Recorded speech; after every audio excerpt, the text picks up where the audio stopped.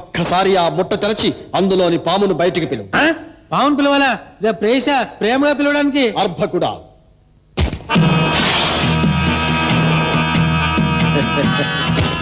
చూశావరా దాని జాతి పగ కచితో ఎలా కొట్టుమిట్టాడుతోందో? అరిష్టం, ఒక్కసారి దానితో పాటు నువ్వు నాలుకాడించు.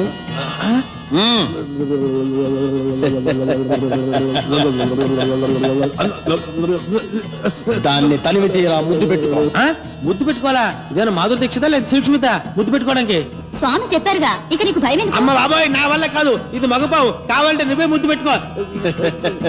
తిరిగివాడా, ఇప్పుడు చూడు ఈ గ్రంథం శక్తి ఏమిటో.